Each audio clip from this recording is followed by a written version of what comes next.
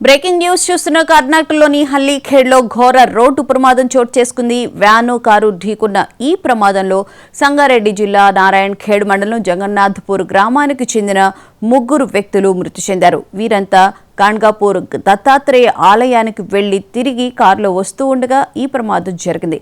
ప్రమాదంలో కారు ముందు భాగం పూర్తిగా ధ్వంసమైంది. సమాచారం అందుకున్న పోలీసులు సంఘటనా స్థలానికి చేరుకుని దర్యాప్తు చేస్తున్నారు.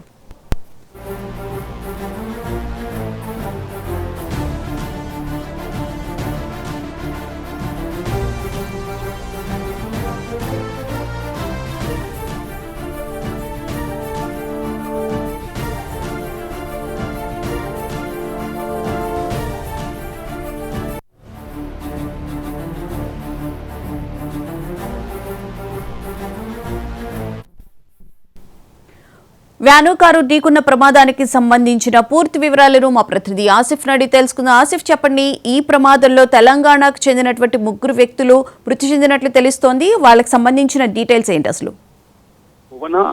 కర్ణాటకలోని ఘోర రోడ్డు ప్రమాదం చోటు చేసుకుంది. ఈ ప్రమాదంలోని 4 తెలంగాణ వాసులు కూడా మృతి చెందినట్లు ఇప్పటికే సమాచారం అందుతుంది. మొత్తం మీద చూస్తున్నట్టయితే ఈ ఏదైతే గాంగనాపూర్ దత్తాత్రేయ టెంపుల్ ఉంటుందో ఆ టెంపుల్ కు కార్తీక మాసం కావడంతో నిన్న రాత్రి తెలంగాణ నుంచి ఏదైతే నారాయణఖేడ్ నియోజకవర్గం జగన్నాథపురం నుంచి ఇక్కడ కారులో ఒక 5 మంది ఇక్కడ నుంచి వాళ్ళు దైవ దర్శనంకి వెళ్లారు. ఈ నేపథ్యంలోని అక్కడ దైవ దర్శనం చేసుకుని దత్తాత్రేయ టెంపుల్ నుంచి వాళ్ళు తిరిగి వస్తుండగా ఏదైతే బీదర్ కర్ణాటక ప్రాంతం ఏదైతుందో భాల్కి తాలూకా ఏదైతే నియోజకవర్గం నీలంమన్నెల్లి తాండ వద్ద ఈటీటీసీ ఈ కొరియర్ వాహనం మరియు స్విఫ్ట్ డీజర్ వాహనం కూడా ఒక్కసారిగా ఎదురుగా ఢీకొనడంతో అక్కడ స్పాట్ లోనే 3 కూడా చనిపోవడం జరిగింది. ఆ తర్వాత ఇద్దరిని కూడా ప్రభుత్వ ఆసుపత్రికి తరలించడం జరిగింది. అక్కడ చికిత్స పొందుతూ ఇప్పటికే ఇంకొకరు కూడా చనిపోవడం జరిగిందని ఇప్పటికే సమాచారం అందుతుంది. మొత్తం మీద చూసుకున్నట్లయితే ఏదైతే 4 కూడా 5 మంది కూడా తెలంగాణ వాసులు కావడంతో ఇప్పటికీ ఏదైతే వాళ్ళ నారాయణఖేడ్ నియోజకవర్గం ప్రాంతానికి చెందిన జగన్నాథపురం చెందిన 3